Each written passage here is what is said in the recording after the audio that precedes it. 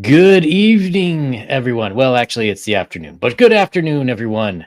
Today, we assemble the Nerd Council of Doom to try and take over the world by solving the greatest nerdy problems of our time. And I have with me the Duke of Delving, the Dungeon Delver, Hello, how are and you? the I hope you are delving Deacon, well. the Deacon of Ministers, the Dungeon Minister. Hello, hello. I'm in my undisclosed secure location today. Ah, the secret lair. Yes, the secret layer of I am so sick, I look disgusting. I mean, more disgusting than usual. And the house behind me looks worse. So, what you're saying is one of your evil experiments has gone wrong? Well, three of my perfectly innocent but extraordinarily untidy experiments have gone wrong all over the place with Lego and other toys. We're sort of rearranging the way things get stored, and so everything behind me is just chaos at the moment. Plus, I've been sick for the last week, so I'm still in my pajamas. Well, Legos on the floor are truly evil They and are very useful in taking over the world. they took over my foot, I can say that much. Oof. Ouch. It's the only thing that could be worse is D4s. So, gentlemen, we have quite a full schedule this afternoon. There have been many things happening since we last met several weeks ago. Dungeon Delver, would you like to start us off? Sure. I can start us off. First of all, I think I feel like unfortunately it seems like our last show we talked about a lot of great actors and actresses who left us. It seems like this is kind of becoming a thing. Maybe as we Gen Xers begin to age, the people who brought so much wonderfulness into our life, be it on the big screen or the little screen. And I'm here to tell you, boys and girls, as someone who grew up watching a 15-inch black and white TV until I think I was about 12, and we got a giant 19-inch color Sylvania. I think we had the same model TVs. Yeah. It was a small screen, but we lost the legendary James Earl Jones. I mean, if I said the voice of, name an iconic role that he was not the voice of, or the face of. He was more than just a voice. Of course, I think probably our generation most associates him with Darth Vader, but he was, and I've got a link to Variety if you want to pop that in the window there. This was back on the 9th. 93 though, that's good innings, that's fair. Yeah. I never want to say, hey, it's okay for them to pass away. They're but really that's a pretty good run. It is. I do a lot of funerals though, and I can tell you, the people I bury, they're 98, 99 years old, and the family still says it wasn't enough time. And I think with James Earl Jones, you could certainly say it wasn't enough time. It wasn't enough time. Of course, he was my first memories of James Earl Jones outside of the voice of Darth Vader. This is such a funny little story. Is at my uncle's lake house. Me and my parents, we were off there visiting, and my uncle was watching on his big Zenith console TV. Dr. Strangelove was playing, and of course, James Earl Jones plays one of the crew of the B-52 bomber in the black satire Dr. Strangelove, or How I Learned to Stop Worrying and Love the Bomb. And I mean, he and everyone else in the crew play it straight. Kubrick directed them extremely well. There's no levity, there's no joke cracking in the cockpit of the B-52. And of course, when I was watching it there, my dad said, "That's Darth Vader." And I was like, "Really?" And kind of listen, like, okay, yeah, I guess I can hear it. But then I think probably the next big one for me and James Earl Jones would be Thulsa Doom. Who doesn't remember Thulsa Doom? So utterly, ineffably evil. He seemed to thoroughly enjoy that role, and Field of Dreams, The Sandlot, a couple of Jack Ryan movies, wasn't he in? Yep. The first two, at least. I think yeah. all three with. Well, let's see. There was Alec Baldwin. I was going to say Alec Guinness, but that was a different Alec. Different. That would have been funny. That would have been funny for sure at that age. But of course, the voice of Simba, Mufasa. Mufasa. Sorry, Mufasa. The voice of Mufasa is so much fun. Such an incredible talent, and he will be missed. 93 years old. He passed away on September 9th, and we will miss you, James Earl Jones. Thank you for giving us 60 plus years of wonderful performances. Amen. Amen. I think John's long box says it best there. He says, at 93, we celebrate a person's life, not mourn their death. And that is absolutely true in this case. So fare thee well, James Earl Jones. So as far as any news going on, was speaking of things that have passed away, this one I think rightfully had the Crow reboot come out since our last show. Yes. Okay, I couldn't remember if we stopped to talk about that. There's terrible movies, but Hollywood has decided to stop punching itself in the face for a month, and unfortunately has left us bereft of films, at least to mock. But that doesn't mean that we can't talk about other mock-worthy things. It's kind of become a sport almost to see what bad adaptations Hollywood is serving up these days, and then watch them get torn apart in previews and that sort of thing.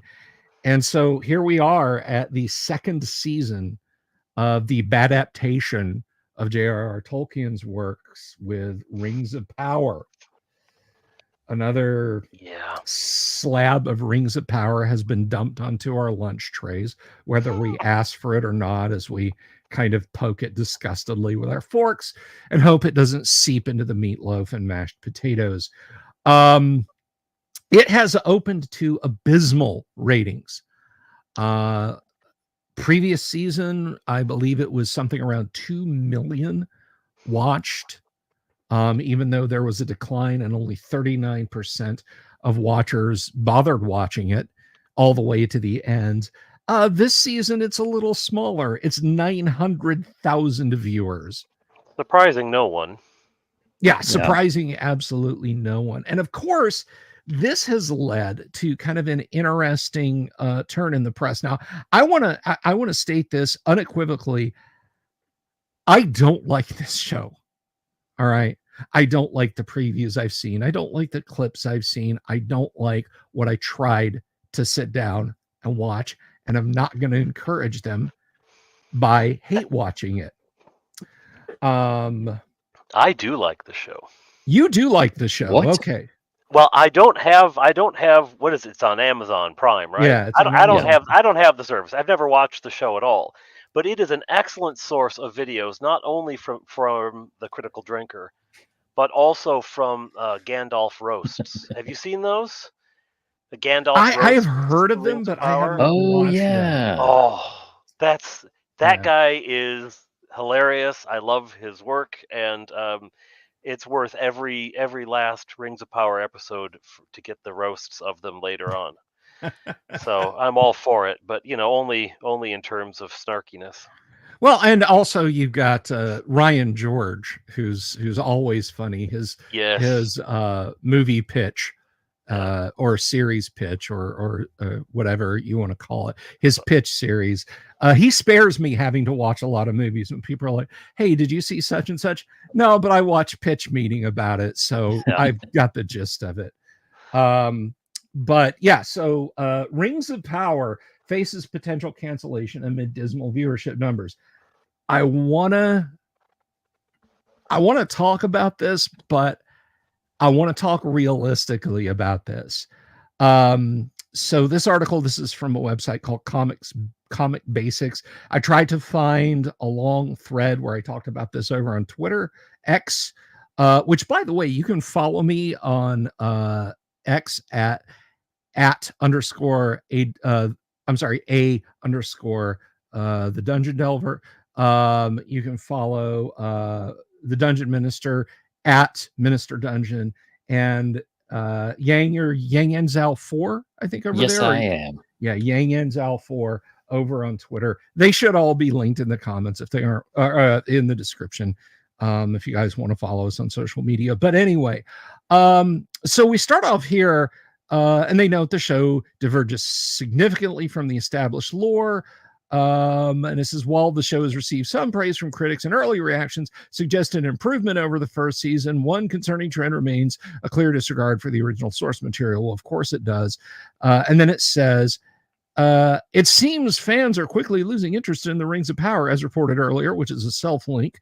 Initial viewership numbers for season 2 suggest trouble for the show's future. According to Deadline, Samba TV data shows that 1.8 million households watched the first episode in season 1 within 3 days of its release on Prime. In stark contrast, only 902,000 watched it in season 2 within the first 4 days. Now, this is the Deadline article that they're referencing. Here's a couple of things, though, and this is why I wish I had more complete notes. I want to point this out. There are links. All streaming shows decline sharply. Mm-hmm. Anything other than the top 4, all streaming shows decline sharply, very sharply. After the first couple of episodes, they get their core fans, the people who are like, "Meh, this isn't what I wanted," drift away, and then you wind up with that solid core that stays with it through the end. It's literally all shows. All shows do this. Something else to keep in mind is Jeff Bezos himself has a strong personal investment in the show. They have paid for 3 seasons. They are planning 5 seasons. Bezos has said this is his baby. It's his Game of Thrones. And when you look at what each season is costing, how many, 4, 5, 600 million per season, even if they end up having to write this off at the end of 5 seasons, the cost to Jeff Bezos is going to be like 0.9% of his net worth. That's not a dreadfully significant amount of money for Jeff Bezos. Now, you might look at this and say, "Oh, but it says it's a steep decline." This is also from Deadline about Lord of the Rings, Rings of Power Season 2. Lord of the Rings, Rings of Power Season 2 gaining steam with 40 million viewers in the first 11 days. That's 6 days after the sharp decline article.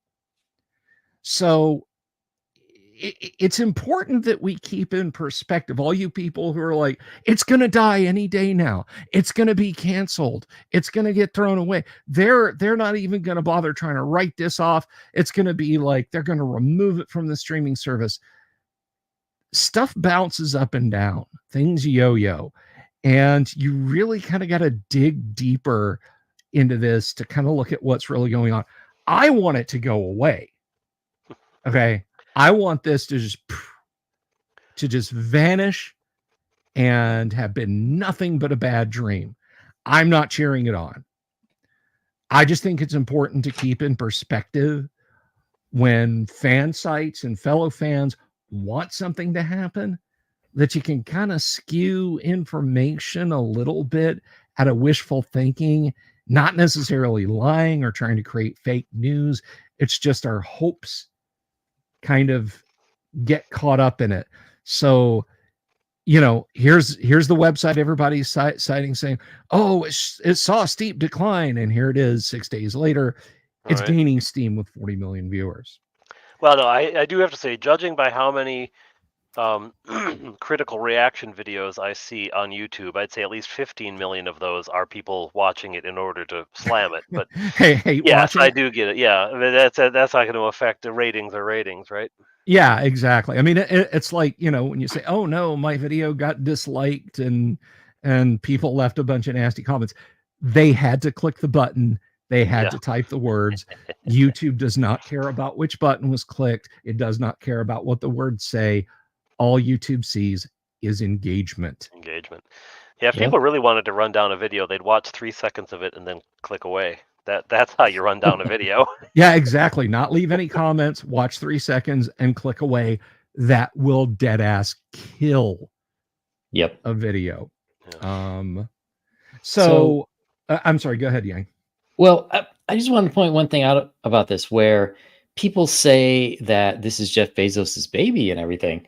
The thing I don't agree with is, look at who was hired to create the show. So there are two people, Patrick McKay and John D. Payne. If you're saying who right now. Yeah, so they're the showrunners and the writers for the show. If you go and you look on IMDb, you will find that their only credits before this was uncredited rewrites on Star Trek Beyond. Oof. That's wow. So it makes one wonder. So here's Patrick McKay, and we go down here. Previous Star Trek Beyond, Lord of the Rings. No, the first season. That's his other credit before the second season. So that makes me wonder, how serious could Jeff Bezos possibly be with this show if you're hiring totally incompetent people to write this? Or what do they know about Jeff Bezos? What dirt? Exactly. What kind of photos do they have? Yeah. That is entirely speculative. Don't sue me, Jeff. He's going to start messing up all your deliveries now. Yeah, exactly. So I guess, I mean, I do not disagree with anything you're saying. And again, it's important to keep in perspective. I'm not a fan of the show. I don't want the show to do well. I want it to go away. It is an insult to the name and legacy of J.R.R. Tolkien. The fact that they had a Tolkien scholar on board who told them what they were getting wrong, and then they fired him. Yeah. And they hired an intimacy coach who, if I remember correctly, had been, like, her previous work was doing adult films. Yeah, sounds about this right. This is not what the professor wanted. No. I have to say, I get what you're saying, like, making sure it's clear that you don't like the show, but you think it's going to last. I had the same vibe when I lived in Wisconsin, and the Packers were doing badly, and everyone was saying they're going to do it this year, and I would say, no, they're not. No, I want them to. Trust me, I do, but they won't. It's a similar thing. Yeah, guys, look, my wife just pulled in the driveway with all of the food that Costco sells, so I'm going to go help her bring all of the food that Costco sells into the house, and I'll be back shortly. All right. Well, when Dungeon Minister is back, he's going to talk about something that's really, really cool. So, So anyway, and so what new is going on with you, Yang? I've kind of flapped my gums for a few minutes.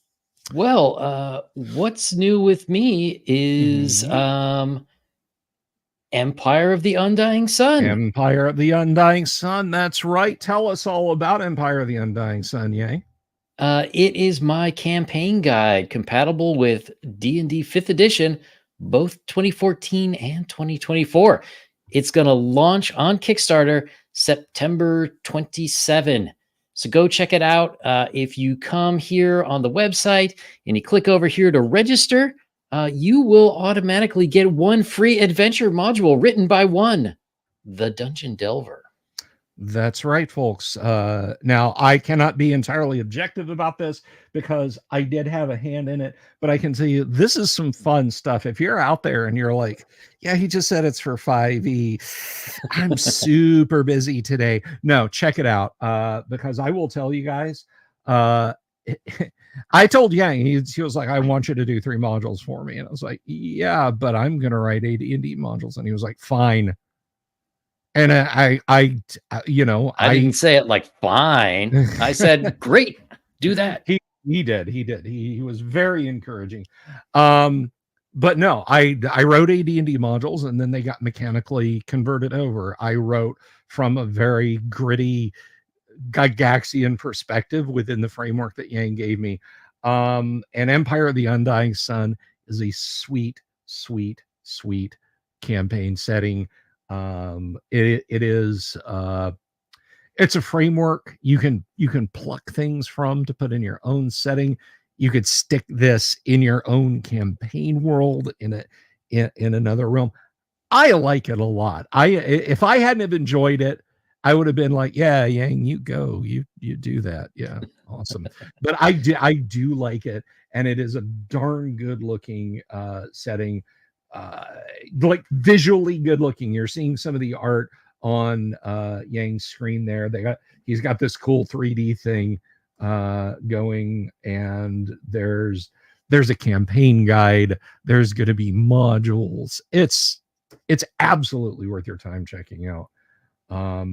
Yeah, Empire of the Undying Sun is a horror campaign setting for 5e, which if anyone is a 5e player, you know that there aren't very many of them. And it's got all different types of horror. We got cosmic horror. We've got body horror, trying to escape from an undead horde that's destroying your city. We've got like The Thing. Maybe someone's not quite what they seem. You've got fantastic settings, mysterious things happening out in the wood, swashbuckling adventures on the high sea. You go to a kingdom that's part Mayan, part ancient Egyptian, as you're traveling down a river, going through the jungle and through the deserts, searching ancient ruins, until you end up in the Black Pyramid, where your players will have to make a choice that changes the fate of the world forever. Well, that sounds absolutely amazing. Like I said, I wrote some modules for it, but really you need to check out the entire setting. So that drops on the 27th, right? The 27th, yes. Okay. Yeah. So let me see. That is about 2 weeks. About 2 weeks. So yeah, that drops on Friday. And so you should definitely check that out. Put the link up, Yang, if you've got the link there. Yes, this is shameless self-promotion. Until the Dungeon Minister gets back. So yeah, you can find it directly on Kickstarter. Go right there, or as I said before, you could follow it there at Kickstarter. If you want, you can go directly to empireoftheundyingsun.com. Go in the top right to where it says register. Just drop your email in there, and you will soon get the voucher for your free module, Fairy Hill. Very cool. Oh, Let's he's see. back. Hey, I the am. Padre has returned. I am. All right. So hopefully you didn't overexert yourself, Padre. You know, you No, gotta rest. You gotta get some OJ and some Tylenol, man. Put your feet Yeah. up.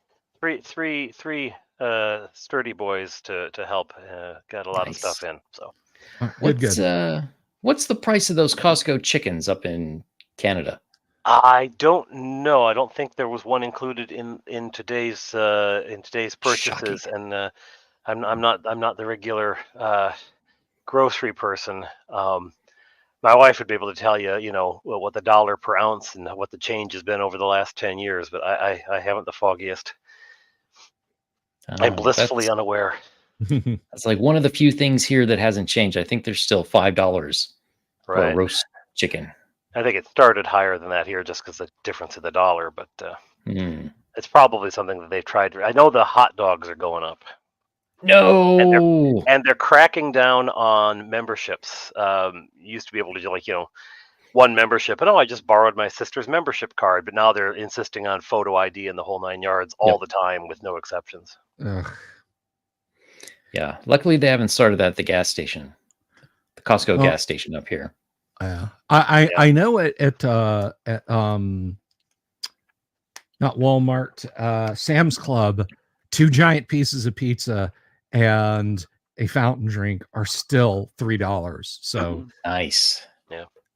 At least around here. But anyway, Padre, Yes. I think it is very appropriate as your face is hidden, hint, hint, that you tell us a little bit of fun stuff that's going on right now. And do you have a link you want to put up? I do. Young, you've got it there. And there we go. There it is. Yes. So I don't know about you, but when I was a kid, Mask was a big favorite of mine, both as a toy and a cartoon. Mostly as a toy, actually. I think I actually found the toy before the cartoon, so it worked in reverse. But I really these toys. I don't like any pictures of the toys. They had Gem here. Truly outrageous. There's no pictures of the good old Mask toys in this, but it's easy enough to find a. In fact, actually, never mind. Yeah. So the toys, though, they always felt to me, and I'm not sure why, but they felt like they were slightly more mature. And I don't know if it's because they were smaller and the figures were littler. And if you had made the same line of vehicles for a Star Wars or a GI Joe scale, they would have been massive, right? Right. They were these little things. I don't know what it was about them, but the cartoon was absolutely straight up the gut 1980s formulaic boy cartoon, right? There's a team, they each have a different color they wear, a different kind of mask or gimmick, and they each have a vehicle that they drive, and there's a kid, and the whole thing. But it's a secret society, and the cars can transform and do all this wild stuff.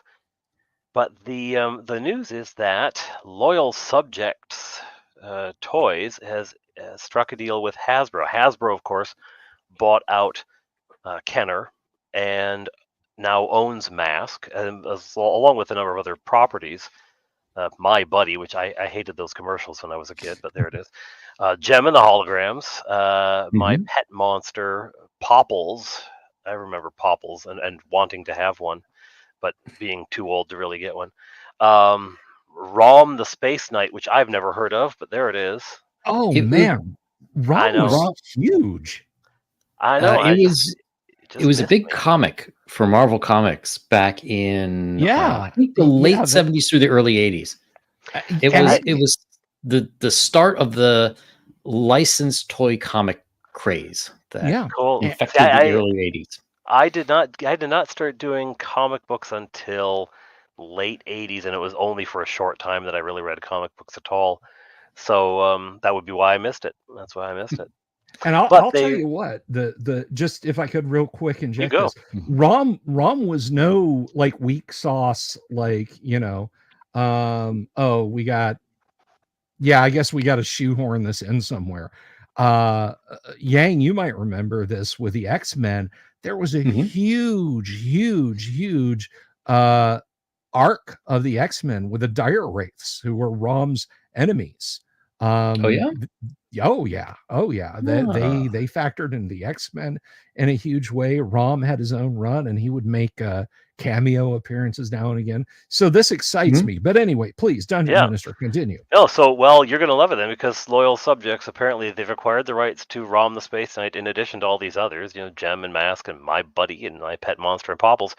Mhm. And so they are apparently planning a release of it. Hasbro filed a new trademark on January 30th of this year. Slated to cover entertainment services, namely an ongoing animated series for children featuring children's entertainment provided through television, satellites, radio, Nice. audio, video, electronic media, and computer networks. And you know darn well they're not going to launch a cartoon without authorizing the launch of toys to go with it. So the idea is apparently Mask and Gem and the holograms have been pointed out in particular as continuing in their original scales. Ooh. Wow. Now, I hope that's true. I hope that's more than just, we would like to. But this is apparently from the new Gem line provided to Toy Book, and the Toy Book site. But it doesn't. There's the My Buddy, but it does not seem to have a mask reveal yet, which would be the one I'd be interested in. But oh well. But yeah. I thought that was pretty cool. Might be a little late for my boys, but Yeah, have some more. Well, that kind of brings up something we were discussing about, and we've mentioned this before. Who buys toys anymore? I mean, when you think about it, so Dungeon Minister, you touched on how much you like Mask, and you wanted a Popple and that sort of thing. I mean, I wouldn't hate to have a Rom the Space Knight 12-inch figure sitting on the shelf here behind me in the dungeon. But kids, I mean, I don't think parents are buying action figures and toys and gadget toys and stuff like that for their kids. I don't think kids are interested in them. I don't know. Mine would be.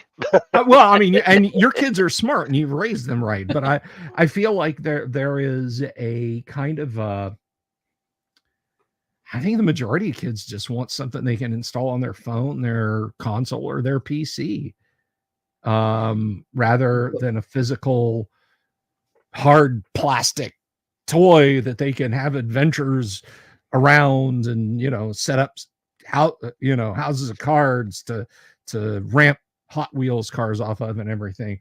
I feel like that it's us adults that this is really aimed at. I mean, these are all nostalgia products, I wonder if a certain amount of that isn't the fact that toys aimed at the current IPs and the current iterations of IPs have largely been disappointments. I mean, I'm thinking of the Millennium Falcon released for the latest round of Star Wars. It was this huge chonky thing. It looked like the Millennium Falcon had been soaked too long in water or had been inflated, overly inflated, and this enormous gun stuck out of it, out of all proportion. There was no attempt to make it look like it looks in the movie. Whereas when we were kids, the toy was a little bulkier than the one in the movie. It was out of proportion on the inside, but when you put it all together and had it sitting there, it looked like the toy in the movie. If you flew it around, it had it looked like the ship in the movie. And I'm wondering if, because we didn't buy those. I mean, I couldn't afford a Millennium Falcon. I could buy like every 2 weeks. I could buy a figure, right? Right. So the parents are buying the toys, and I don't know. When our middle guy, when Touchberry was interested in Star Wars toys, I went on eBay and found a vintage twin pod cloud car and got him that. Nice. Because I saw the stuff So- from the new movies and they just weren't any good. The plastic was cheap, Yeah. So I'm wondering if that's part of why the toy thing isn't hitting, because our generation being parents, we remember what toys were like. We see what they're like now, and we're like, no, it's just not here. Here's a stick. Go, you'll have more fun. Um, It could be, and I do want to point out, and people have seen it on my show before, I am actually looking at all my original Star Wars ships. My Falcon, X-wing, Snow Speeder. I've got the Scout Walker and some other odds and ends up there. So I mean, it's And then the things they do release that are like they were in the day, they like the Star Wars, they titled it the Black Line or something, or the Black, Mhm. and they were 3 times as expensive or more. Yeah. So the only people who are going to be buying it are old Adults. nerdy collectors for themselves, because you're not going to hand that to your 6-year-old to play with. You're gonna Yeah. no. Because while we remember how cool they looked, we also remember how many parts we lost. Yes. And how broken they got after a little bit of play. So, I'm not gonna lie. There's a local vintage toy shop, very very nice one out just tucked away in a neighborhood near me. My dude has the AT-AT, the actual toy. Ooh. It's missing a bunch of parts. Like you would I have to had that. source blasters and everything else. I'm not gonna lie. I've been tempted to just walk in there and say, here's your $50. Give me my AT-AT. I'm going home, and then just start buying pieces off of eBay as I can. See, I had that, and I was an only child, so there were no missing pieces when I went to sell it at a rummage sale Nice. years later. Stupidly, Nice. But if you had a time machine, you'd probably do better things with it than go back and tell yourself not to sell your toys. I wouldn't. I'm dumb.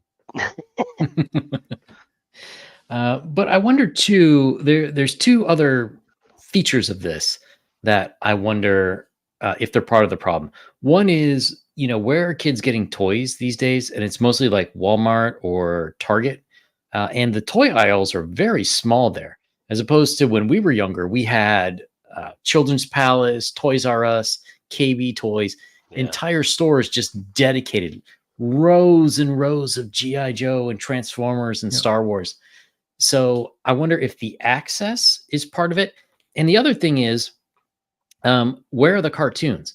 If you look at what kids are watching, they're watching like a lot of manga and stuff, which tend not to have a whole lot of toys that show up here for whatever reason. So if they were watching more American cartoons that were sort of suited towards having these kind of toys, it seems like that would be a big promotion for it.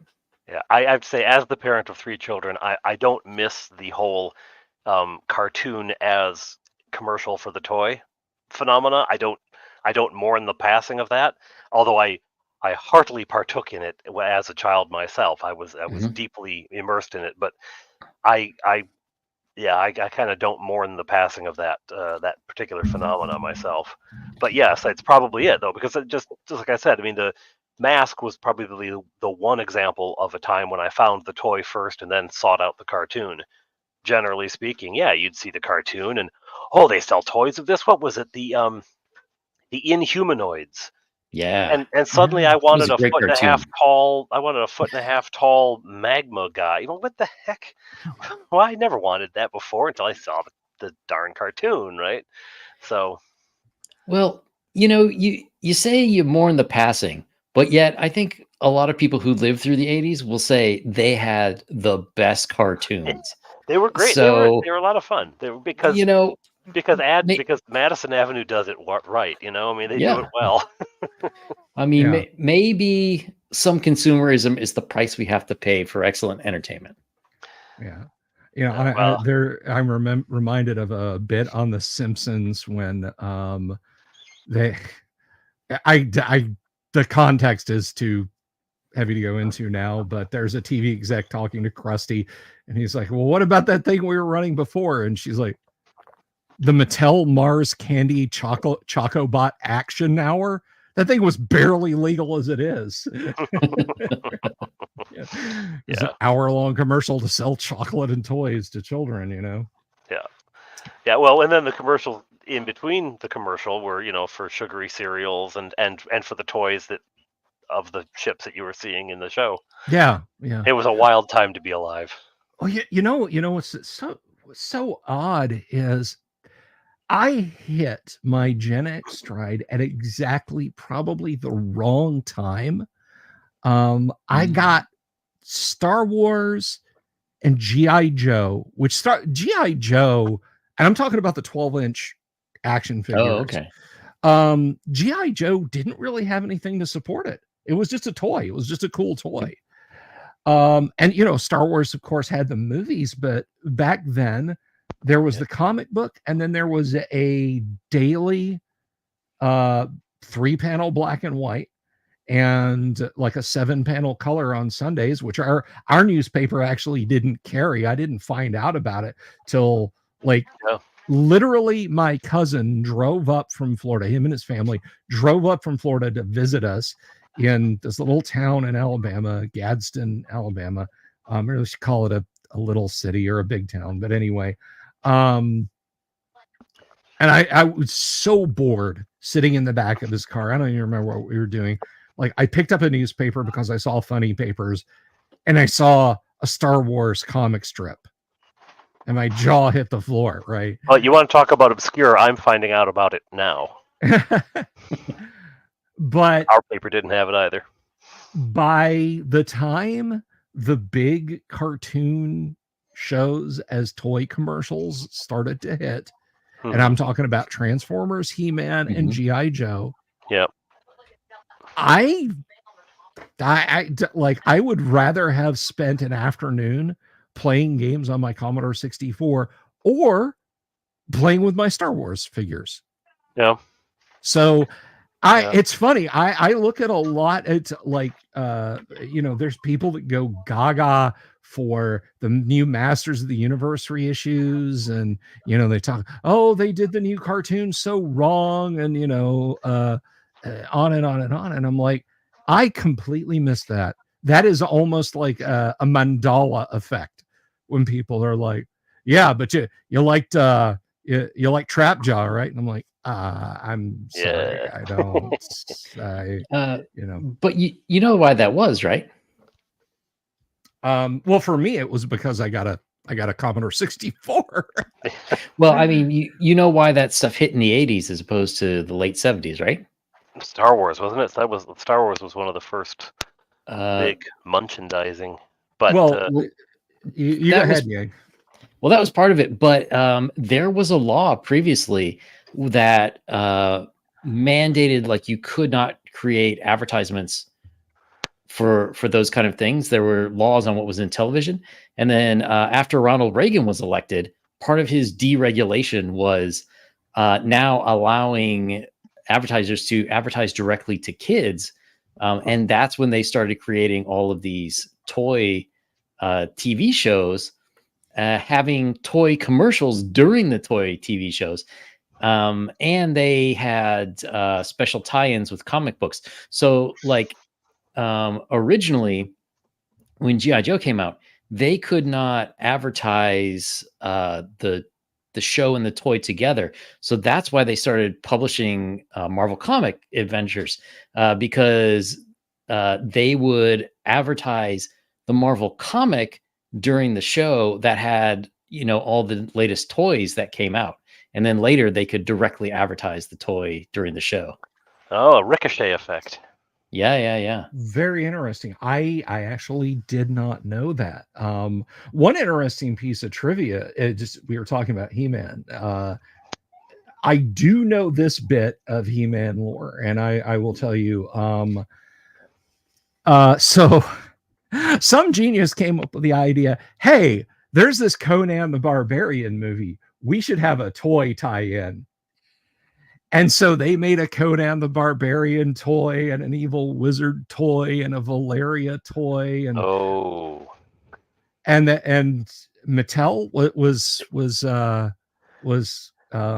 He-Man Mattel. He-Man was Okay, Mattel. That was their big one. okay. So then somebody sat the executives down and showed them. They sat down and they watched Conan the Barbarian, with its scenes of utter graphic violence. I think it's probably a good sign that they didn't just invent the mother figure with a pop off head. Right. You just that's push probably in her back. Yeah. It just springs off. So we did not get a Conan the Barbarian toy, but they had started making the machining for these. They had invested apparently many hundreds of thousands of dollars, and they didn't want to take a bath on it. So they just grabbed some writers and were like, here's your designs, redo these so it's not Conan, come up with something we can sell children, because this movie is borderline pornographic. Well, the funny thing is that didn't stop them later, because they had Aliens toys when that came out. There were RoboCop toys.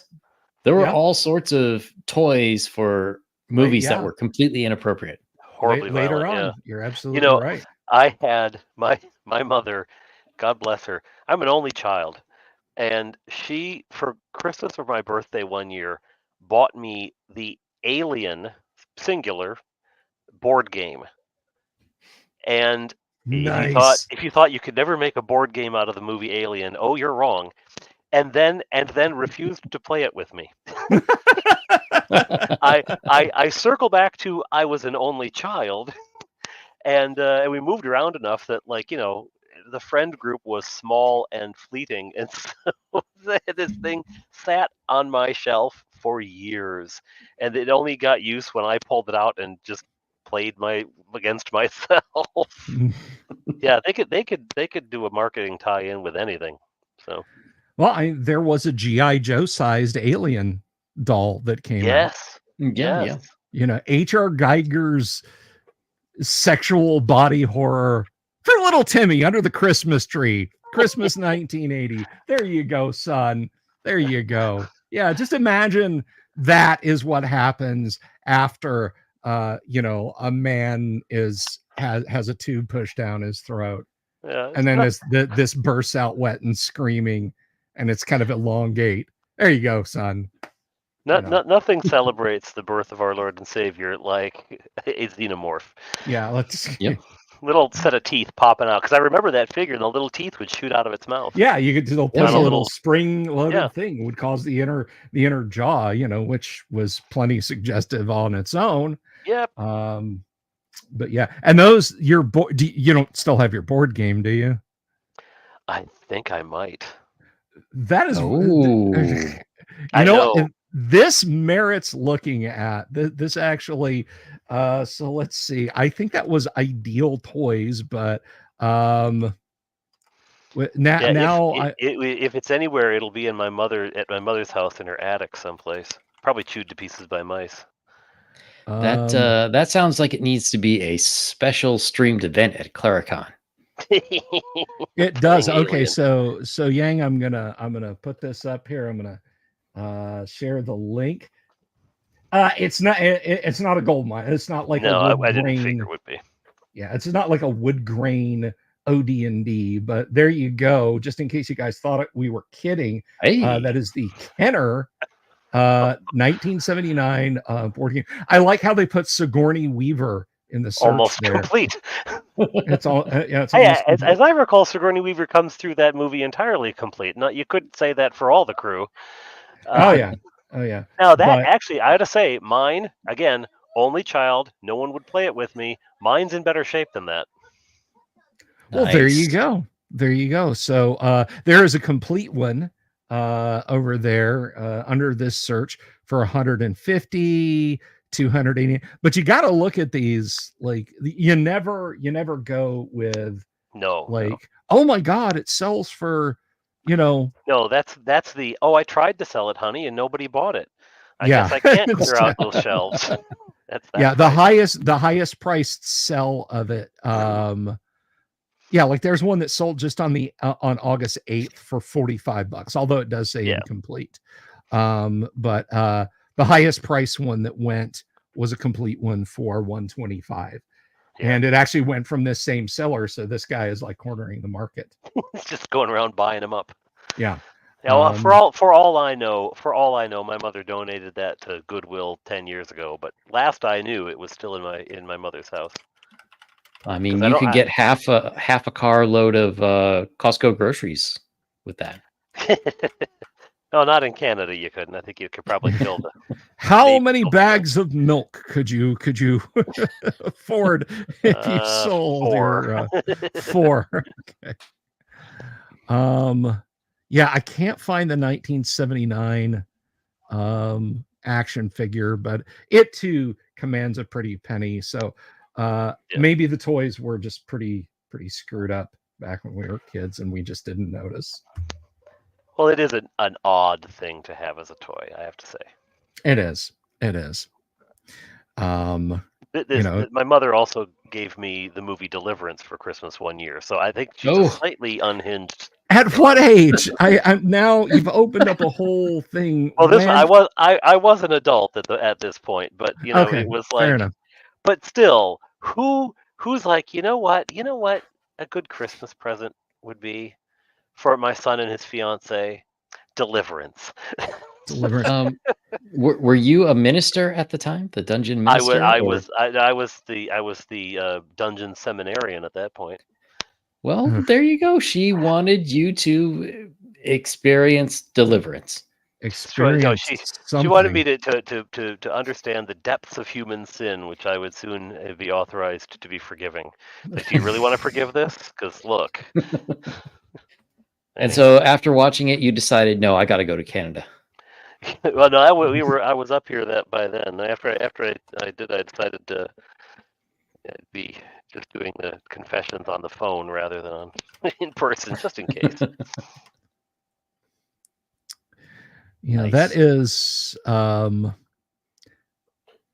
that's something else. I mean, funny little piece of trivia about Deliverance that I'll share, and I promise the particular scene, which if you've seen the movie, was edited. It was cut out of all German prints. The movie was hugely popular in Germany because if you cut out a certain scene, it is actually a tension-filled thriller. It's it's a psychological thriller. It's these men surviving in this situation.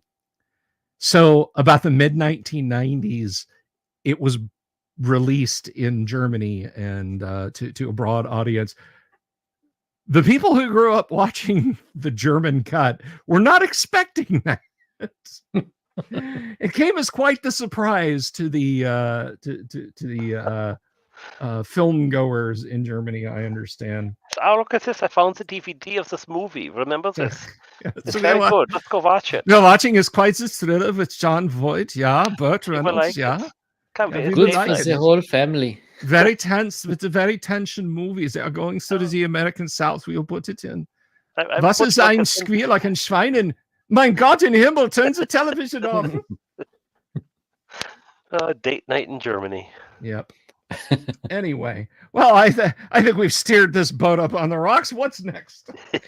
Well, there has been. We started with masked toys, Dungeon Minister. Yes.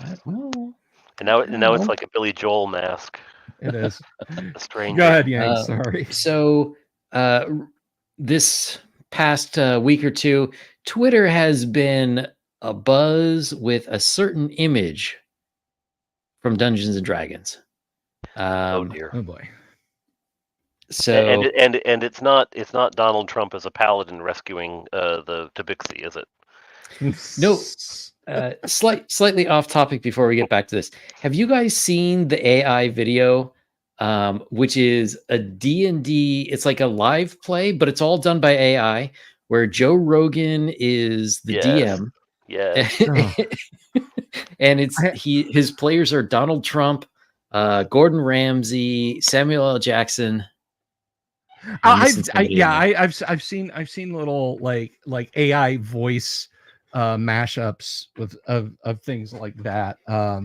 There's a website called 11 Labs you can dump anyone's voice into, and then you type in text and it will speak that out in a fairly accurate facsimile of their voice. Nice. But yeah, I had heard about that, but I hadn't seen it. It's hilarious if you listen to it because it's played straight, like somebody typed out, like a whole conversation of people at a table playing D&D. We'll have to check that out. So what is this abomination on the screen?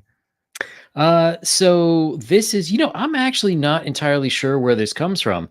But this apparently illustrates the spell Hero's Feast, a magical feast of food which will give your players certain benefits going on. And there's been a large kerfuffle about the inclusion of tacos, empanadas, sushi. There's burgers in there, all sorts of very non-medieval foods. Yeah.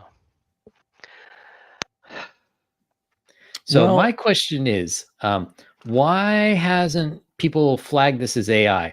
Because I don't know. Let's see if we go in here a little bit there. You can see sort of in this area, that's another Paul Droon.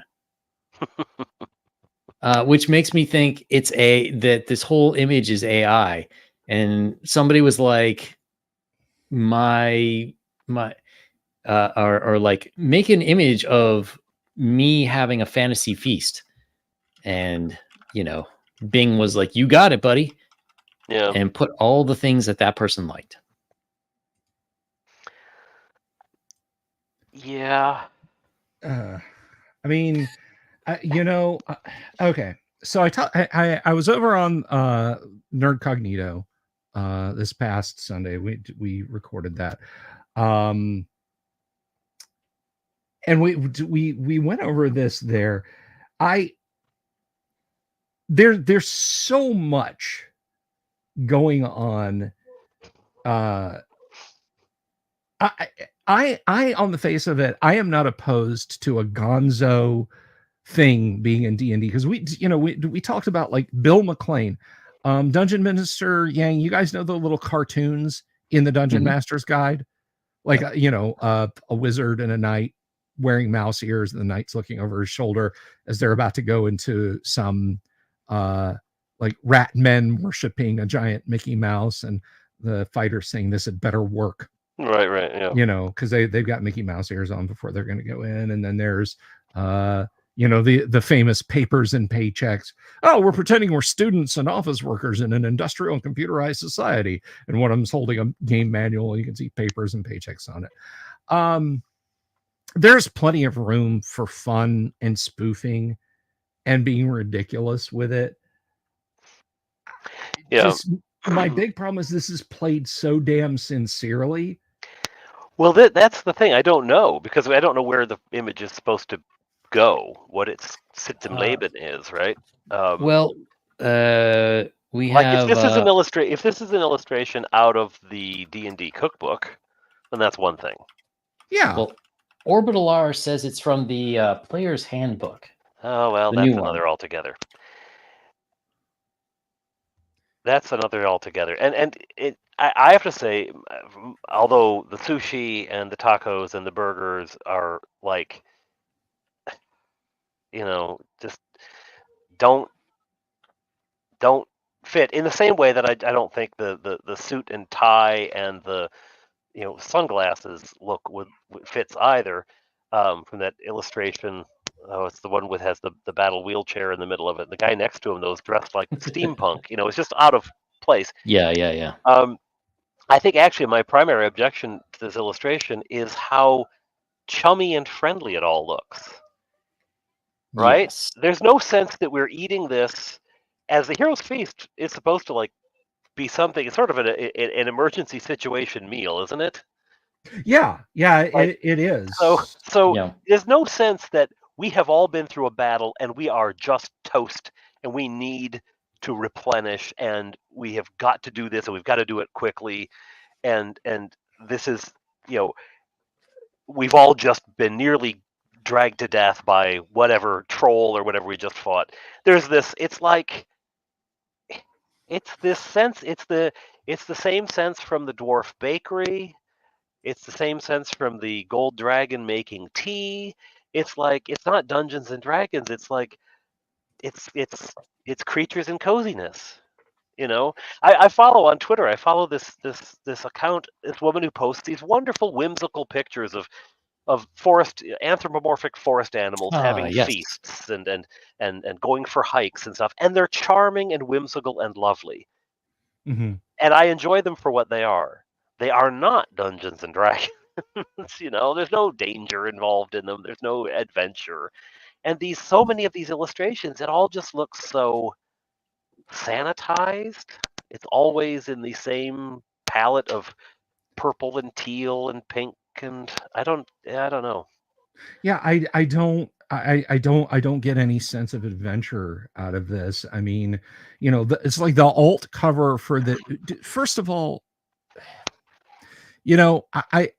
I think the art itself, I think this piece of art, whether it's started as AI and then has been touched up, the cover of the Dungeon Master's Guide, the alt cover of the Dungeon Master's Guide, the alt cover of the Player's Handbook, or the alt cover of the Monster Manual, I think they're fine as art. They're fine. They don't inspire me, but I'm not one of those people who's going to tear it down. It's not my cup of tea. There's Larry Elmore did the cover, or Jeff Easley, I can't remember, did the cover of the Leaves of the End of the Last Home or something like that, which is a Dragonlance book. And it's equally as twee as this is to me. I look at this and I get that same vibe. I don't get the same vibe that I get from seeing the AD&D Dungeon Master's Guide, the AD&D Player's Handbook, even the AD&D Monster Manual. I don't get that same sense of urgency. I think that the mainline covers for the 2024 PHB and the 2024 Dungeon Master's Guide are pretty badass.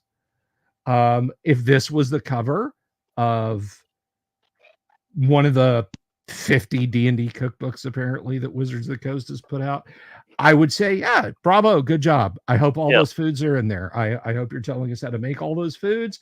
You've got everybody from every race that's in the game now, and they're enjoying a snack, and that is the perfect thing for the cover of a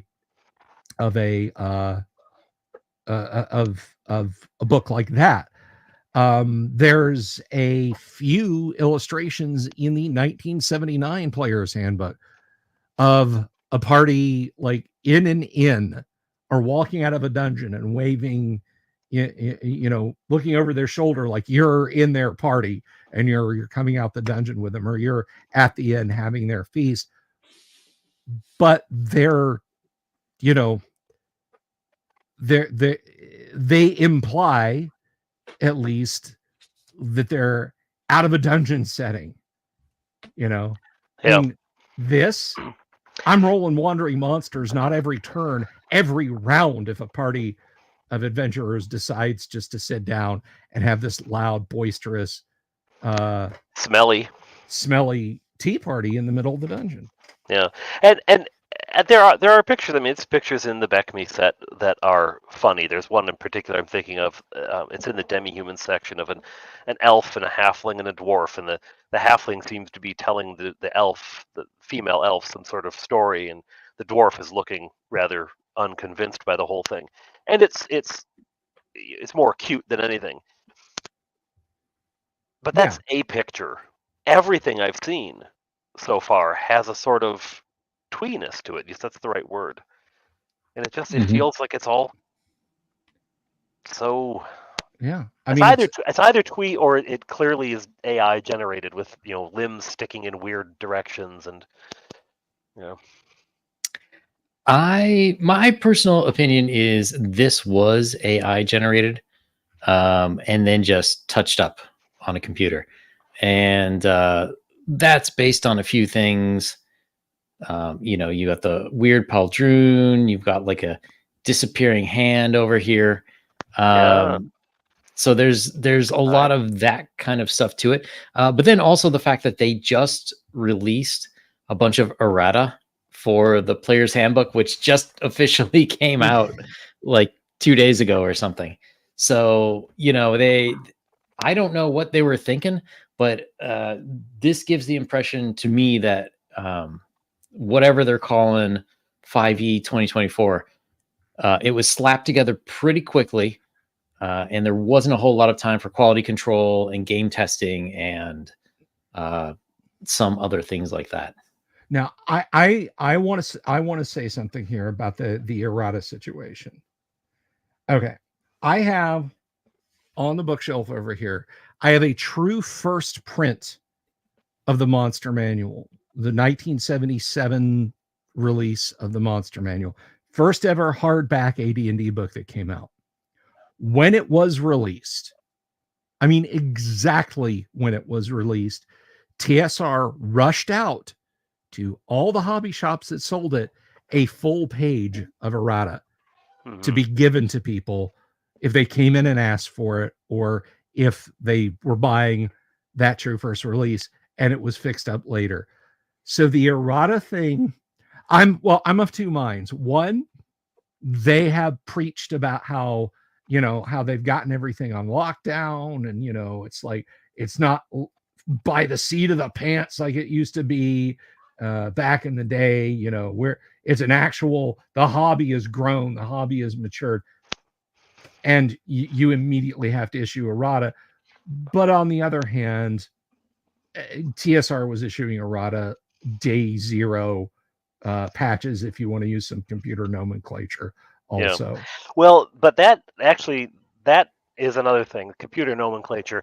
When TSR was operating, because I mean the BECMI series, that beloved of me, there's mistakes in there where entire stat blocks are moved down one line.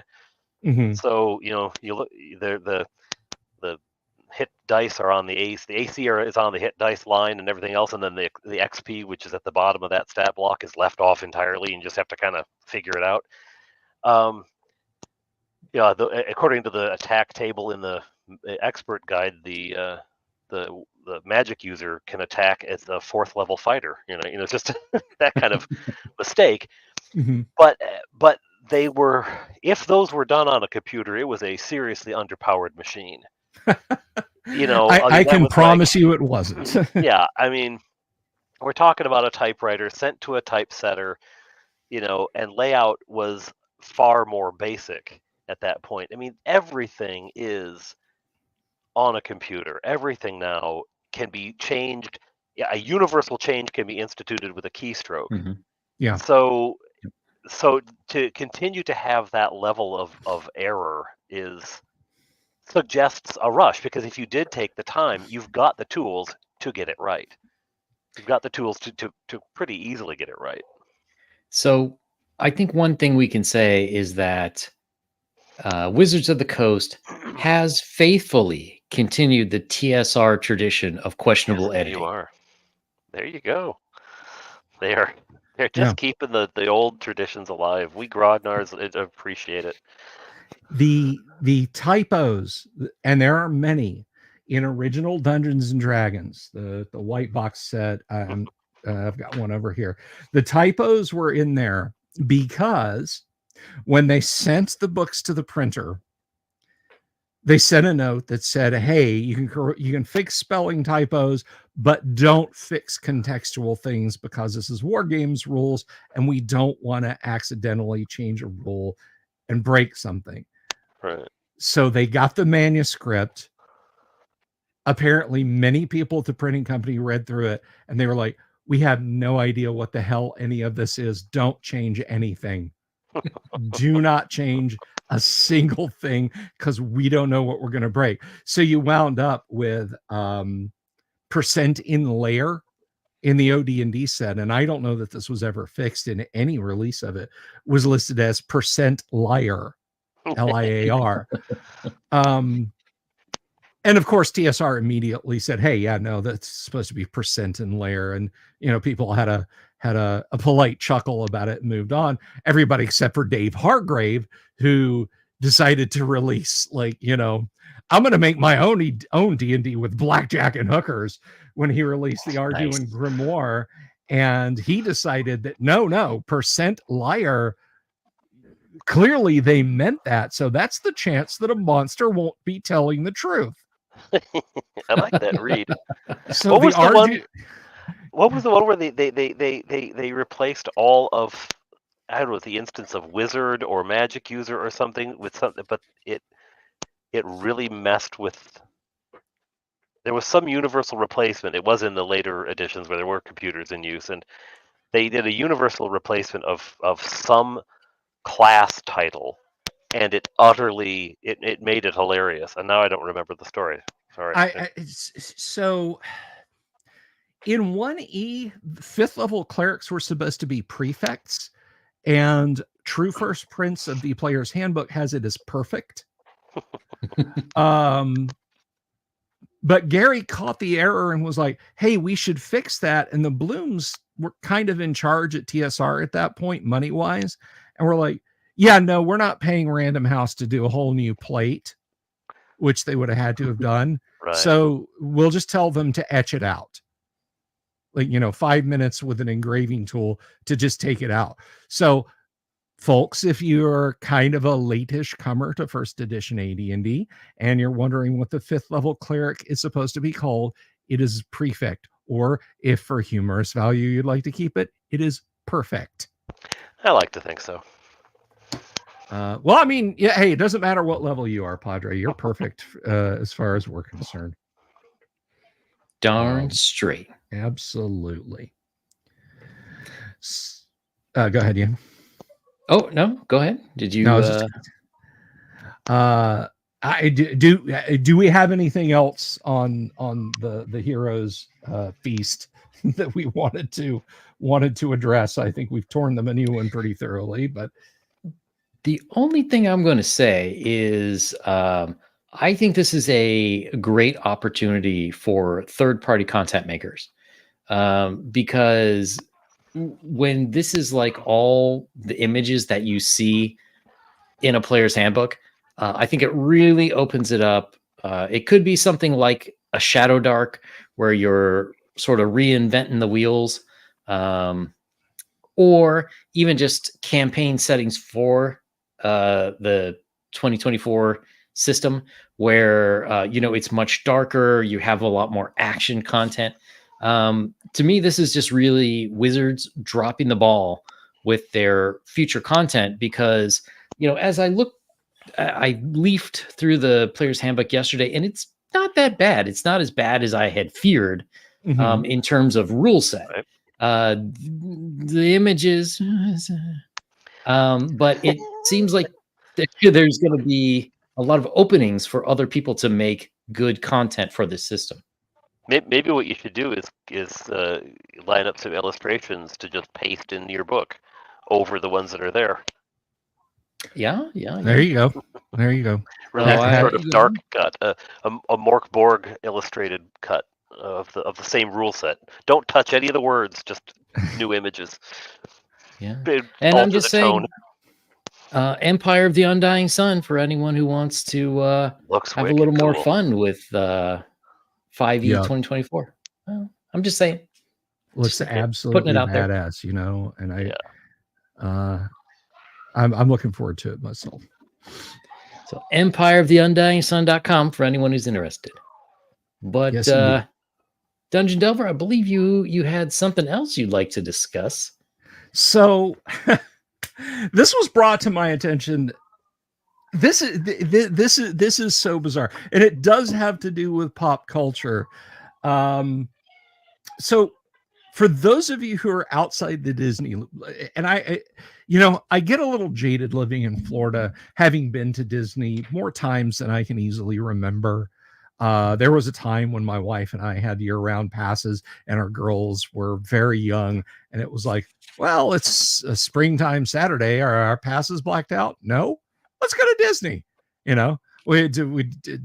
take money for parking and a handbag, a shoulder bag with sandwiches and sodas, so we didn't have to pay ridiculous park price and ride rides and then come home. That just kill time out there. But for a lot of people, it is a one-time experience. We save up thousands of dollars to travel to America and stay and go to Disney. And then that's like the thing that we generationally discuss in our family for years.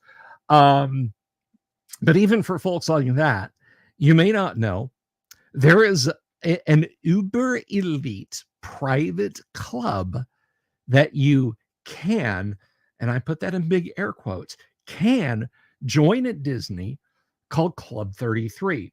What is Club 33, you might ask? Club 33 is a private club that has a 5-figure membership fee. I'm not making that up. I don't mean 5 figures like 4 and a decimal. It gains you basically employee level access to the park, and you are feted by park employees. You are basically given the keys to the kingdom. You get like 100 guest passes. You could bring yourself, and like, let's say it's you and your wife. You could bring 98 other people into Disney and treat them for a day if you wanted. It is above all access, and given what it costs, it should be, because it's not just like, if I hit the lottery tonight, I couldn't roll out to Disney tomorrow and say, here's a bowling bag full of money, let me into Club 33. I have to write a letter. And someone or several someones have to decide. And the vetting process is literally how they feel. They're just like, yeah, you're wearing a D&D t-shirt and you got long greasy hair and you're unshaven, and yeah, we don't like you. No thanks. Here's your money back. Go away. So you have this couple, understand, thousands and thousands of dollars.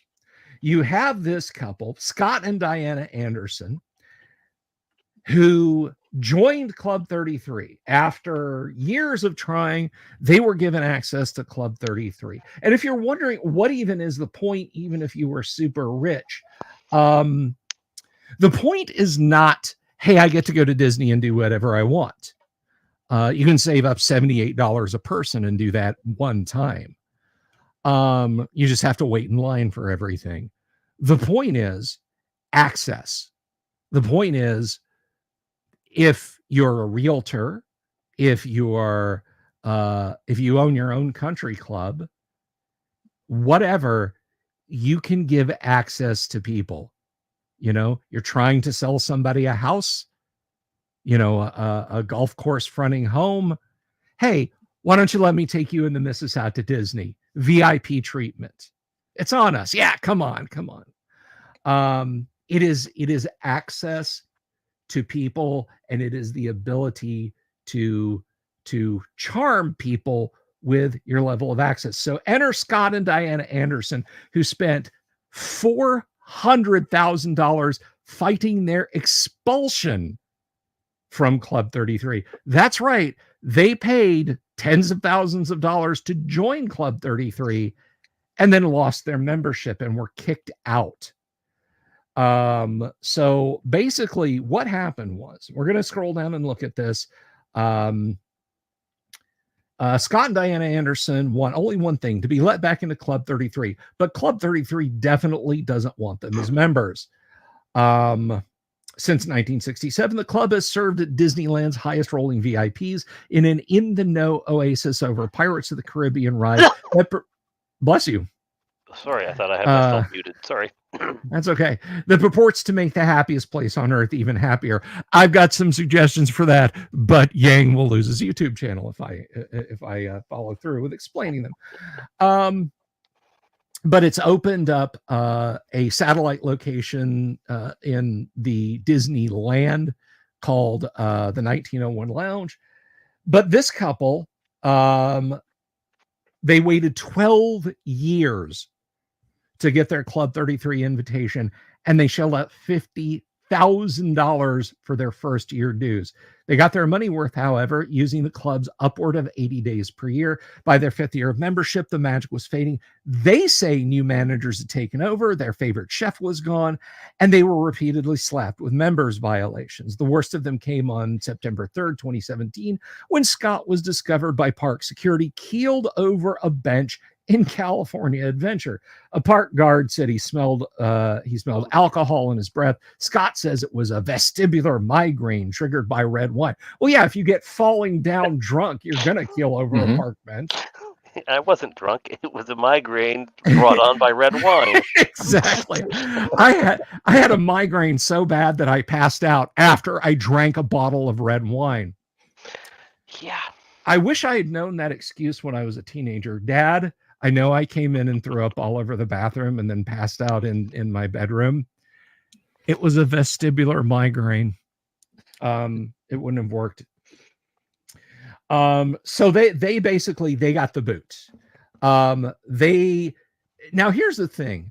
They paid almost $500,000, and the jury deliberated for 45 minutes and gave them the boot. The Andersons responded. Scott vehemently attests that he was not drunk, but sick. And they were targeted after expressing concerns about sexual harassment by another club member. And then she goes on to mention what I was saying. The worst part with Club 33 is conservatively, 80% of all members are selling access. Well, you'd have to. It costs $50,000 to join. I'm going to sell my goodie bag. I'm going to ask people to pay to let me take them. So you see, they own a golf course. They're basically using it for what everybody else is, in my opinion. That they're fetting potential members, or they were. And when that got taken away from them, suddenly they couldn't take potential members to Disney. There's just an interview here. $40,000 for first year views. Silver and gold, and then they created platinum and executive. They forced the silvers to come up to gold. You get 5 VIP tours per person, and the tour is basically skip the line pass. Basically, you get a fast pass that actually takes you there. Your park fees are always covered. You get to go in the lounge. When it's 95 degrees outside, it's lovely to go in there. Well, yeah. They have food, cocktails, wine, and beer. But one of the telling things is that she gets on, it's a no photo policy. And it's a no photo policy in the bathrooms, which just seems like a good thing. And no videos. What bathrooms do they allow you to take photos in? I don't know. That sounds disturbing. Yeah. But there was something here. It says you're not allowed to give your tickets to charity. Katy Perry offered $160,000 for access and so on. They're basically bitching. Their attitude is, well, other people were doing it too. And I'm trying to find this. So basically they were told after my incident, they took their full 30 days. I sent them my medical records. I emailed them multiple times. We didn't know we were going to be terminated. It was so out of nowhere. We got a letter in the mail that said terminated. And then his wife said, at first the manager said, if you don't write an apology letter, I'll terminate you. But if you write an apology letter, all will be forgiven. They wrote one and it got terminated. And I guess there's a check. The wife was somewhere in the park. She was closing her check and she was listed on the in case of emergency on his phone. The only ID that he had on him was his Club 33 membership card. Now, I don't know about you guys, but unless you're involved in a car accident or, unless you'd like fallen off the Skytram or something, I imagine they're not going to go digging through this guy's pockets looking for his mobile phone. Yeah. And this isn't her first time. they note the Andersons had run afoul the year before. Diana had been briefly suspended for using some salty language, a couple of F words. And she says, my friend knocked over her drink with her sleeve. And the waiter came up and she's like, can I get another mimosa? He said, I can give you water or I can give you tea. After 5 minutes, I go, wait a minute. Did he just cut us off? And I went to the manager, who would not look at me. And finally, I leaned in him and said, what the F is going on? And he says, that's it. You hadn't been drinking. I had 2 glasses of wine. So basically she got drunk and belligerent. He was drunk and incoherent, and they got the boot, and they wanted to spend $200,000. I'm sorry, $400,000 to try and get back in what I'm sorry, go ahead. No, I'm just in shock. Yeah. And I guess Rebel Wilson did a boo-boo while she was in there, and they tried to subpoena the actress Rebel Wilson, who, clearly wanted nothing to do with them. And so that it's utterly baffling to me. I mean, I guess if you got the money, you can spend it on whatever you want. Somebody might walk into my office and say, you spent hundreds of dollars on this? You could have had, you could have done this, you could have done that, you could have saved up for this. So spend what you want on your money, or spend your money for what you want, rather. But I saw this and I was aghast. First of all, that they spent, I knew it was pricey. I knew about the club, but they spent $50,000. They got bounced out, and then they spent $500,000. And their biggest complaints are, I got drunk and belligerent with staff. My husband was passed out on a park bench drunk and reeked of alcohol. How dare you? How dare you throw us out? So, yeah. Well, they not only the spending the money on getting it, but just like, that's the story you're going to tell. Yeah, exactly. It's like this is the social equivalent of, officer, I've had 1 beer and I can hold my alcohol really good. Why are you making this such a big deal? As you're getting pushed into the back of the patrol car. Yeah, it's like they own up to being to both having consumed enough alcohol that vestibular migraine was keeled over a park bench and could be smelt from feet away by the park employees. And the waiter comes over. I mean, I've been in bars and stuff before. I've accidentally knocked glasses over, or, gotten pretty loud with friends and had a manager come over and say, hey, what's the problem, guys? And we chilled out, and that was it. This to me just sounds like 2 Uber Karens. They spent a lot of their money. They had their fun, and Disney was like, yeah, you know what? No. 2 incidents, you're gone. And of course, they're spinning this like, oh, but we sent the letter, we wrote the apology letter, and we sent them my medical records. And just like with the Rings of Power, I'm not a Disney fan. Okay. I'm not a fan of corporate Disney. If corporate Disney did something like this to me, I would probably be furious. But I think there's a little bit more going on here than, oh, well, we only spilled a glass of wine and then I dropped an F-bomb on the waiter in a place where you're not supposed to use foul language. That is one thing I do know about Club 33. Don't yell curse words in Club 33. Oh. See you, Michael. So I just thought it was another weird example of the strangeness that's going on around Disney these days. And BGC says 33, hardly subtle Masonic influence. I don't know. Yeah, there's 33 degrees of Freemasonry, but I'm not going down that rabbit hole. I'm told it has something to do with the street address of like where they get physical mail in the park, but I could be wrong about that. So I just thought it was silly and noteworthy. Yeah, it is both. Good heavens. Yeah.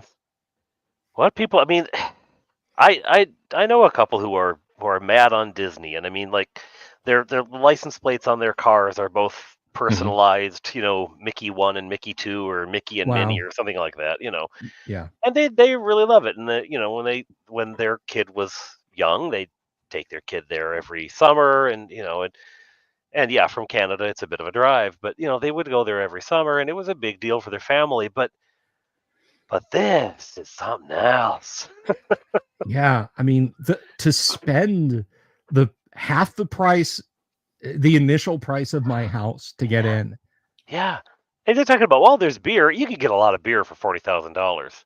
Yeah, yeah, and I mean, you can take a tram. You can take a tram right over to Epcot, and I mean, back in my misspent youth, when I had friends that could get me into Disney for free, many was a time we went drinking around the world. And just a beer at every pavilion, a shot, a glass of wine at every pavilion. Never got thrown out. Did you ever get a migraine? I know I never got a vestibular migraine. Vestibular. That's a new word for me. A new word. So is that a migraine you get and you end up in the vestibule of the restaurant or in the bar? You end up out in the vestibule. I figured it was something you might get like when you hear too many weird confessions. You know, the priest gets, oh God, I can't even with this. You know, it sounds like this guy should have ended up in the vestibule of the Church of Mickey to confess his sins. Yes. Yeah. Well, I mean, the article is titled "It's a Cult and Waltz the Messiah." In the church, though, the vestibule is known as the narthex. So there you go. Oh, that's right. It wasn't that from the Coneheads, Garthol the narthex? No, it's Greek. It means box, essentially. Okay. All right, I'm gonna have to write that down. I need some new monster names. Narthex. That does sound like a maybe a super villain wizard or something, you know. Yeah. Narthex the Almighty. You have crossed Narthex. You must hear of me again. You must now face the dread gazebo. Take them to the vestibule. Have a bulletin. There's coffee in the hall afterward. Here's your cross. Pin it to your lapel. Oh my goodness. So slightly less topical. In my advertising for Empire of the Undying Sun, which everyone should go check out on Kickstarter and on empireoftheundyingsun.com, I had a potential customer write me and ask a question that was, do you think that there, let me see, how was it phrased exactly? Something along the lines of, do you think that there is any place that D&D 5e is better for a horror campaign than games that are specifically designed for horror? Which I thought was a very interesting question. Allow me to continue.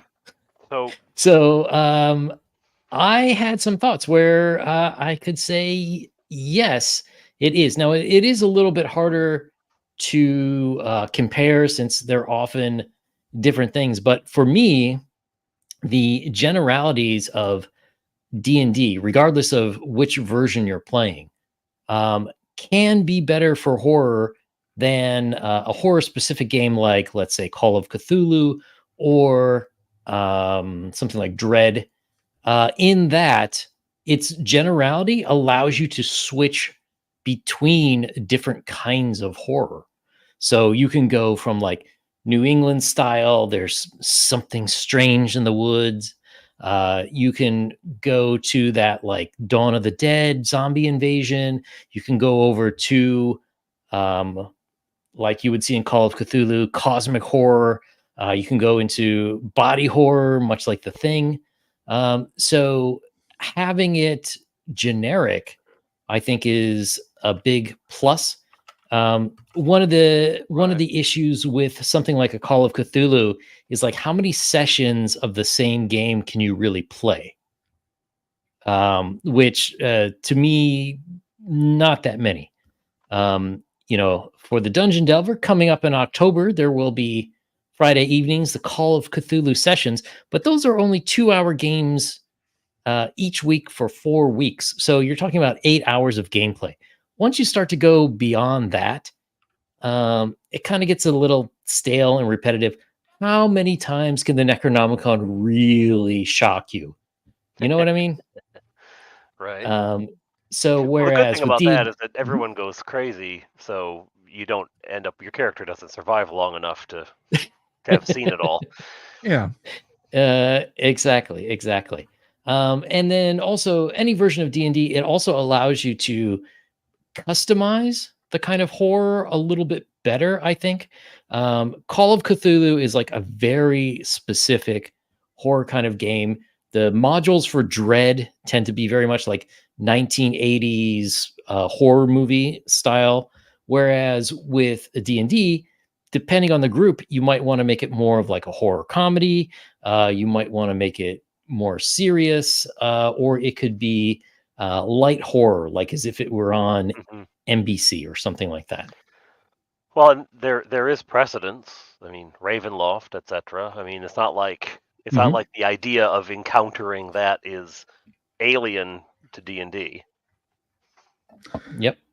Well, So that was my thoughts on when would horror campaign in a D&D setting be advantageous to a game that is specifically tailored for horror.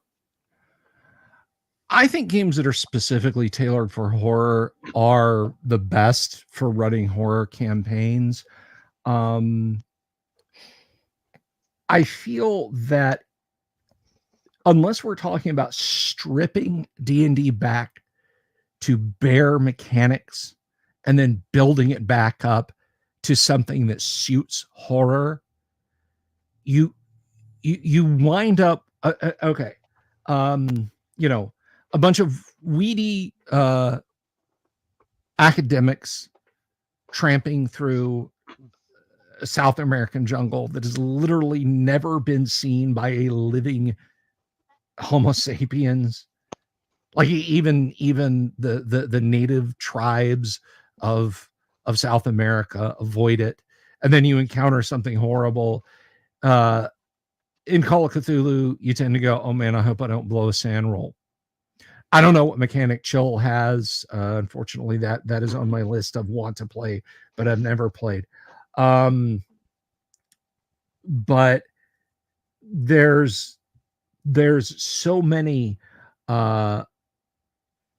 little touches in a designed by purpose horror game that you can do to mechanically reflect the horror. And in AD&D, really, it's just like and I'm not speaking to 5e, but it's just, well, save versus a spell effect, Yeah. And I feel like it again, if you strip Dungeons and Dragons down to its bare essence and then build a horror game around its core pillar of mechanics, if by that you mean Dungeons and Dragons, I think yes, it's perfectly doable. If you say, hey, I want to run Masks of Nyarlathotep, but I'm just going to run it with D&D, I don't think it works because everybody's feeling heroic. Everybody's like, well, I can go see a cleric and get healed of my insanity. I can be brought back from the dead. We can cast Dispel on this thing and just, snap our fingers, and it's not a big deal. It isn't a huge deal for us because we have all this utility of Dungeons and Dragons spells and magical items. I would counter that to say if you ran it specifically. So he's asking in what situation, low level play first of all. So you Mhm. don't have all that. You don't have the toolbox full yet. You've got your toolbox and it has a one screwdriver, but it turns out to be the wrong head on it, and you've got a hammer, but it's one of those lightweight apartment ones. That would be a situation in which so you're because what I thought of first of all in facing horror, and horror can only go so far when the magic user has fireball, right? I mean, Mhm. there goes the zombie horde, there goes the creeping horror that's lurking in the. But if your magic user has floating disc, you know, or your magic user has charm person, and the thing you're facing isn't anywhere near a person, then and the saving throw thing is true, but you can, I mean, if you're inventing your own monster, you simply invent a monster whose attack is not subject to saving throws, right? You just don't involve that metric. So it does involve sort of taking some pieces out. I would say that the situation in which it would be helpful or better than using the sort of system for which the horror campaign was designed is if you were going to do a one-off with a group who had played D&D but had not played whatever system you're running. And this isn't going to be a long-standing thing. You don't have prep time with this group. It's going to be at a con, or it's going to, and you just want to get people into the adventure and out the other end of it to have fun with the setting and the monsters and the mystery and horror of it all. That would be the only situation I think you'd really, because otherwise why not learn the system? But if you're really going to run a short-term thing, if you're going to run a real quick, and you don't want to invest in all the preloading of learning a new system, that would be my only real use for it, I guess. That's interesting, and I think good horror design in any system always has to have the players on their back foot. And what I mean by that is, like, if you think of, let's say you're going to see a horror movie, and there's a potentially deranged guy in a hockey mask with a machete walking around near the summer camp, and all of a sudden the counselors are like, "Quick, kids, everyone into the bus!" And then they all drive away. And like, oh, crisis averted. Like, that's not a very good Yeah. horror movie. So you have to make it so that like you're saying, I think lower levels are great because your players don't have a lot of ability, but you can also up the ante. Like, sure, you can use that fireball, but then maybe there's an even worse monster that can detect magic use that will be able to track them down if they do that. So then you're making the situation a lot more tense. Right. And there's a lot of things. You can have more involvement by gods and spirits that are just cursing characters outright. A priest could, a full-fledged priest could absolutely, raise your character from the dead or something. But maybe you're in the wilderness and there just isn't anyone of that capability around. So I think D&D, without really changing a whole lot of the mechanics, you can make great horror settings. But you got to be willing to be a little particular with how you arrange the world as opposed to the mechanics. Right. Which is, I guess, it's required of horror anyway. Mm-hmm. Because I mean, horror movies you watch where you're just like, why don't they just get in the bus and drive away, right? It's the fact that they don't. After the first person dies, why doesn't everyone leave? Why aren't the police called immediately? Why aren't the police effective when they are called? I mean, there's a reason in Jaws why the mayor insists on keeping the beach open. And it's not because he's an idiot. It's not because he's venal. It's because it's a plot point. We need the beach open so that more people can get eaten. Yeah, exactly. And it's like in Evil Dead, Ash jumps in his car to drive away. And if he were able to do that, well, thank God evil won't find me in Detroit. Yeah, and the evil force bent the bridge in half. Exactly. So you have to put these kind of roadblocks in front of players anyways. So for me, I think D&D is absolutely perfect as long as you're willing to put people into situations where it's going to be tough, or you have to make the situation challenging, not necessarily any specific monster. Yeah. Bill's absolutely right though. If you get a high level party, I mean, Yeah. they are Yeah. the horror in the dungeon. They're the Yeah, scariest right. thing around. Right. Yeah. It's like the Doom 2016 and Doom Eternal, you are the only thing they fear. Yeah. But no, I guess I do, like, I feel like D&D is geared to heroic fantasy, Mhm. and even low level, like, I don't get a sense as a DM of, like, you could argue, let's take something out of context, but I know Dungeon Minister is going to get this. Yang, I think you'll get it, and I believe some of our audience should get it. Okay, there's a series of tunnels and rooms underground. There are undead things in it. There is something in it that if it touches you, it will suck out your life force. There are bloody sacrifices committed in this place, and there's a wall that is so evil that if you stare at it, you'll become hypnotized and start chanting. There's an ewer and cups that if you touch them, you'll become possessed by Satan. I mean, you could use that as a centerpiece for a really frightening horror movie, right? And of course, Yep. I'm talking about the Temple of Evil Chaos in Keep on the Borderlands. Yeah. Well, I was thinking, like, you could that could be a great horror movie, or it could be an average Tuesday in Dungeons and Dragons. Exactly. An average Tuesday in Yeah. Dungeons and Dragons. Even a low-level party is going to be like, okay, how many flasks of oil and holy water we got? 2, 3, 4, 5, 6. Yeah. You got a couple healing spells? We're good. Let's go. Let's But roll this thing. I have to say though, the campaign, I keep calling it my friendly local game shop campaign, even though we no longer play at the friendly local game shop.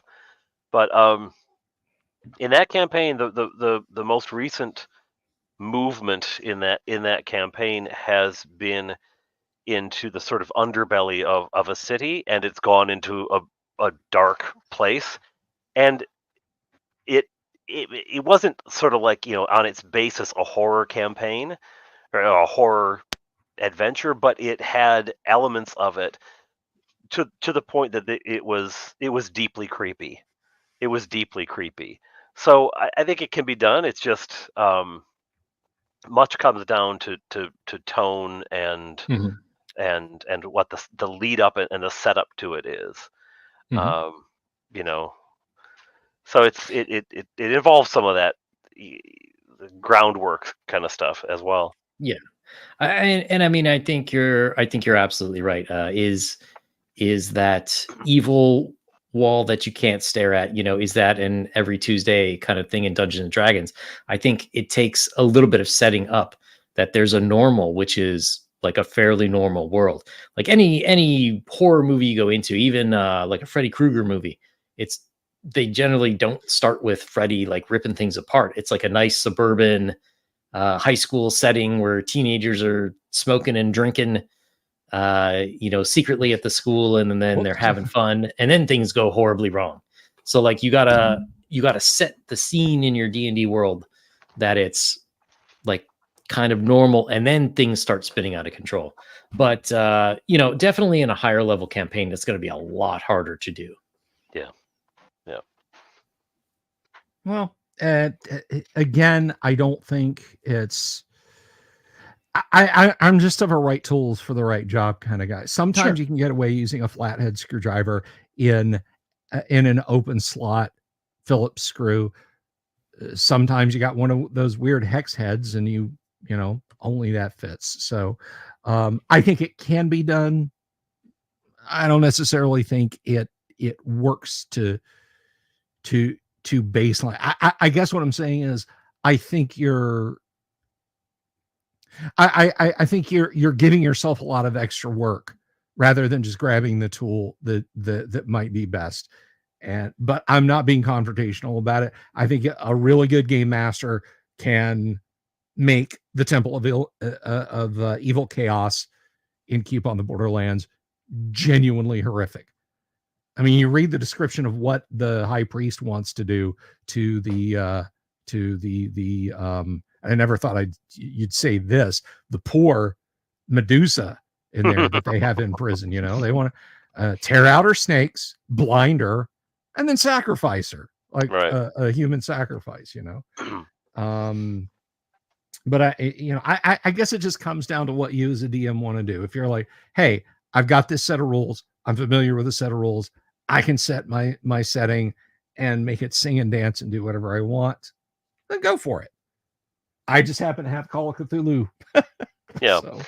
Yeah. Again, I think the only place I would, other than obviously introducing horror themes into an existing campaign, you know, like for what I did, it was just it just worked for the scenario we were working with. I wanted to sort of underscore the evil in this place, but I think if you really wanted to do a horror adventure, the only reason to co-opt D&D rules would be because you didn't have time to teach the players the new system, and they already knew D&D, so it was just going to be easier to just port it over. Because it would be work, but it probably would be less work. It would be work for the DM instead of work for everyone. Because if you were going to learn the new rules, you had to teach a group the new rules, and everyone's got to learn the new rules. Whereas if you, the DM, have to adapt things, it's just you doing that, and they just play. You know, they just play the game. That would be the only time I'd use it. If you had a short-term thing you were going to do, not enough time to teach the rules. So. Yeah. Is that okay? That's not to me. Oh, it is to me.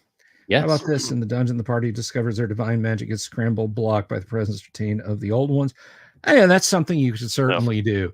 There's an entire module, Queen of the Demon Web Pits, where the party can potentially wind up in the abyss. And there's like a full page of cleric and magic user and druid and illusionist spells that either won't work, will work incorrectly, or will work completely opposite. Like restoration, somebody loses a limb, no worries, I'll cast restoration.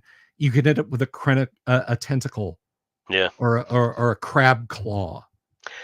There's even just on a monster by monster basis, I've used them in our campaign. I took them from the Saber River module, the Saber Claws, which are a pretty horrific creature. They're a pretty horror story kind of critter, and they're immune to spells up to 3rd level. And at first you're like, okay, well, I'll just use a higher level spell. But of course, 3rd level takes out your fireball and your lightning bolt, and so it does put the party like, okay, my big guns, you know, in my big combat spells, nope, can't use those. So there are even monsters that go on a case by case kind of spells are not as effective kind of thing. Sure.